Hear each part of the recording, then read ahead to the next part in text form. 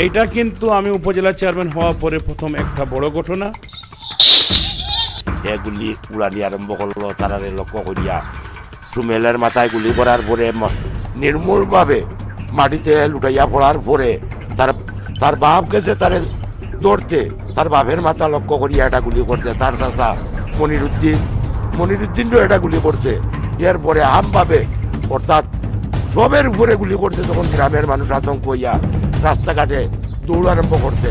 Welcome to Sylhet তননগর। আমরা সিলেট জেলার বিশ্বনাথ থানার দৌলতপুর ইউনিয়নের তননগর গ্রাম হজরত শাহজালাল রহমতুল্লাহ উচ্চ বিদ্যালয়ের 10ম শ্রেণীর মেধাবী স্টুডেন্ট সুমেল আহমদ মর্মান্তিকভাবে গুল্লি খাইয়া মারা গেছেন।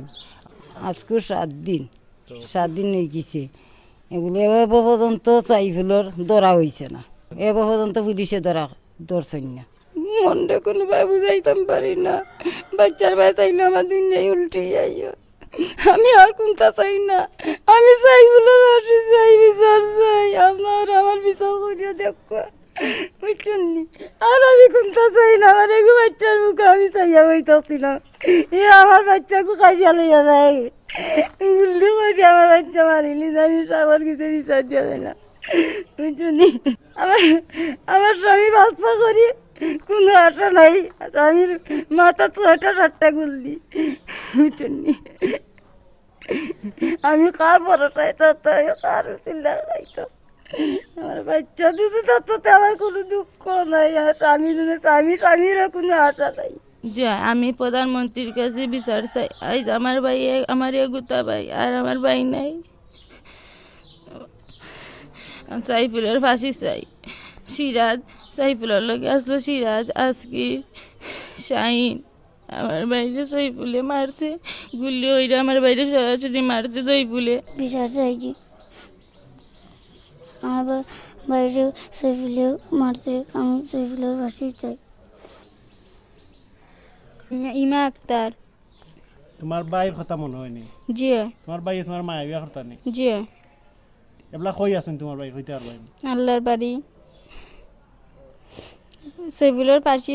আমি ওই বিভিন্ন সোর্স থেকে খবর পাচ্ছি যে তারা হইন্য হয়ে আপনার এই যে সাইফুলকে খুঁজাচ্ছে, এবং আমাকে তো থানার ওসি সাহেব আশ্বস্ত করেছেন, ডিআইজি সাহেব আশ্বস্ত করেছেন,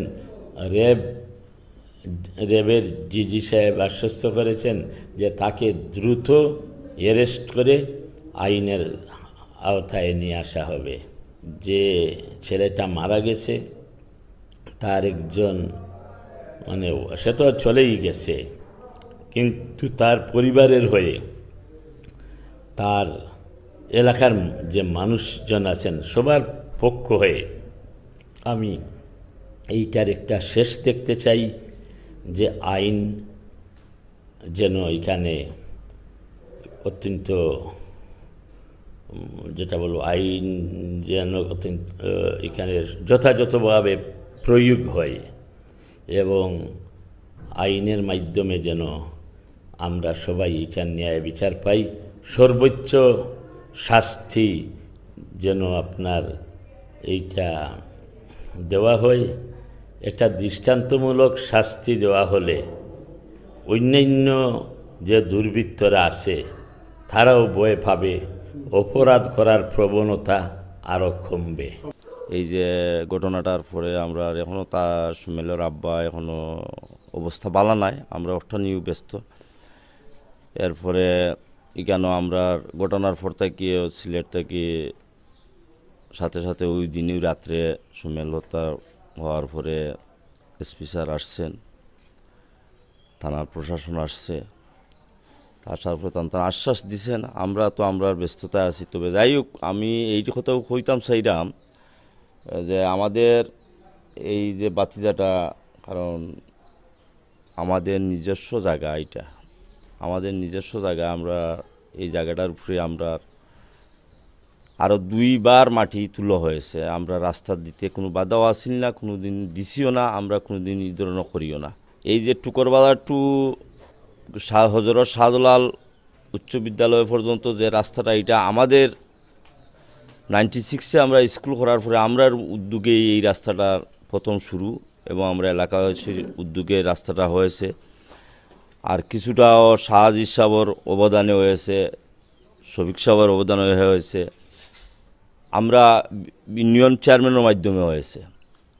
এতে আমরা মাটি দিছি সবসময়, বারবারও দিয়া গেছি আমরা সম্মিলিতভাবে আলাপ আলোচনার মাধ্যমে সুন্দরভাবে। আর গত বছর থেকে সে এই যে সাইফুল বাহিনী যে তার লগর বাহিনী যে বা যারা আছে হে আর কেউকে জিজ্ঞাসাবাদ করিয়া এই যে এটা স্লেটার মেশিনে যেটা কয় ওইটার মাধ্যমে হে জোরপূর্বক কেউকে জিজ্ঞাসাও করে না, কেউরে মাথায়ও না, কেউ মাতলে মামলা মিথ্যা মামলা দিয়া হয়রানি করে বা হুমকি দেখায়। তার একটা বৈধ অস্ত্র আছে ওইটা দেখায়, অবৈধ অস্ত্র দিয়া কিছু ফাইন ফালছে, এগুলোও তার অস্ত্রপাতি লিয়া তার সাথে থাকে। এইভাবে মানুষের হুমকির মাধ্যমে রাখে, এর কারণে মানুষ খান্দা ভয়ঙ্করভাবে মানুষ বৃত্ত পারে না। যাই হোক, আমরা এখানে সালদনির একটা 25 গ্রামের একটা আন্দোলন কমিটি আছে, ওটার মধ্যেও সে ডিনাই করিয়া আমাদের কিছু পূর্বপুরুষের কিছু পথির জায়গা আছে, এগুলার মাঝে আজ 200 বছর ধরে মানুষে বুড়ো খাটার দান তুলিয়া ফুকায় করে এইগুলা তারে খনন করিয়া মানে কুদাইয়া মানুষের এওতা থেকেও বঞ্চিত করছে। পুলিশ দেখায়, এই দেখায়, সেই দেখায়, সরকারি জো দেখায়। যাই হোক, আমরা এর ফলেও এইটা কুচ্চর তক্কা করে না।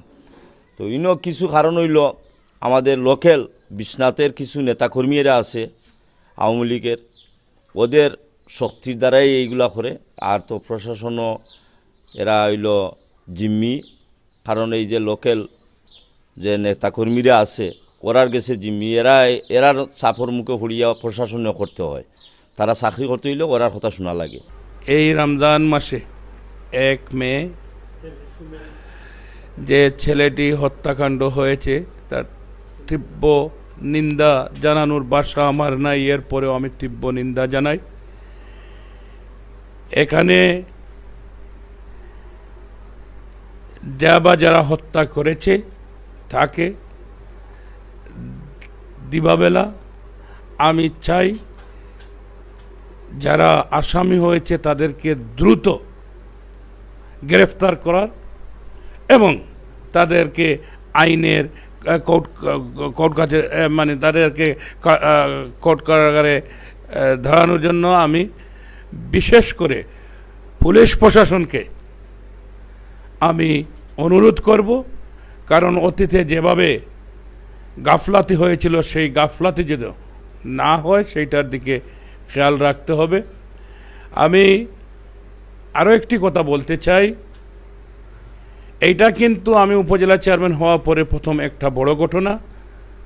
আমি আপনাদেরকে কথা দিলাম, বিশ্বনাথ উপজেলার সর্বস্তরের মানুষকে কথা দিলাম, এই ঘটনা থেকে কোনোভাবে ছাড় পাওয়া যাবে না। ইতিমধ্যে আমি ডিআইজি সাহেব সেই দিন এলাকায় গিয়েছিলেন, ওনার সাথে আমার কথা হয়েছে, ওনার প্রতি আমার আস্থা এবং ভরসা আছে। আমি সেই দিন আমি ডিআইজি সাহেবের সাথে কথা বলেছি, স্যার আপনার সাথে আমার আস্থা এবং ভরসা, আশা করি সোহেল যে হত্যা হয়েছে তার সঠিক বিচার পাবে।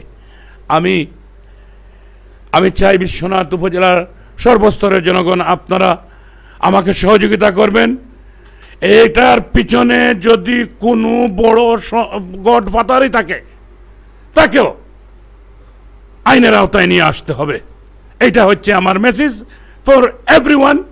আপনারা আমাকে সহযোগিতা করবেন। আল্লাহ তাআলা আমাকে 2004 সালে ক্রস ফায়ার থেকে বেঁচিয়েছিল, আমি পুনর্জন্ম পেয়েছি। আবারও যদি আমি কেউ আঘাতে মরতে হয় আমি রেডি। আল্লাহ তাআলা যখন আমাকে জন্ম দিয়েছে আমার মৃত্যু একদিনও হবে, তবে সৎ কাজ করে যদি যেতে পারি বিশ্বনাথের মানুষের বিশ্বনাথে একদিন পরিবর্তন আসবে। আর হলো আসন্ন এই মৌসুমে হাওড় পাড়ের কৃষকদের হাওড় থেকে পানি সেচের ব্যবস্থা করা।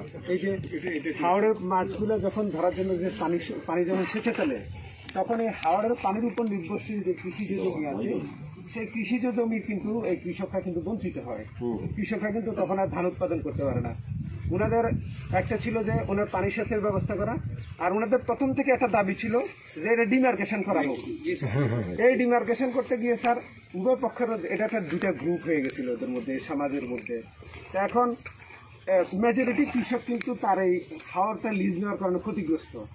তো তারা বারবার চাচ্ছিল যে এটা সীমানা নির্ধারণ করে দেওয়া হোক, 178 একর, 178 একরের সীমানার বাইরে যেন সে না আসে।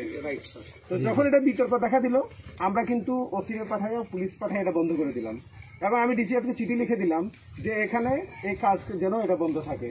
কিন্তু এই কিছুদিন পরে এরা আইসা, মানে ইউনো সাহেব আইসা তারপরে কাজটা উদ্বোধন করে দিয়ে গেছে, মাটি কাটার কাজ এরা নিজেরা করে দিয়ে গেছে। এখন ওই জেলা মৎস্য অফিসার, এই মৎস্য অফিসারকে আসলে, আর এখানে একটা টেকনিক্যাল বিষয় স্যার, আইনের বিষয় যেটা, যখন সরকার কোনো ব্যক্তিকে লিজ দিয়ে দেয় তখন আইনগতভাবে আমি আপনি কিন্তু এই লিজ গ্রহীতাকে আইন হিসাব করতে দিতে আমরা বাধ্য। এখন ওখানে প্রথম থেকে ইস্যুটা তৈরি করতেছিল যে গ্রামবাসীর বিপক্ষে সাইফুলের একটা অবস্থান, যে সাইফুল যখন কাজ করতে যায় গ্রামবাসী বাধা দেয়, এইরকম একটা অবস্থান থেকে স্যার আসলে এই মানে ফাটলটা ধরছে।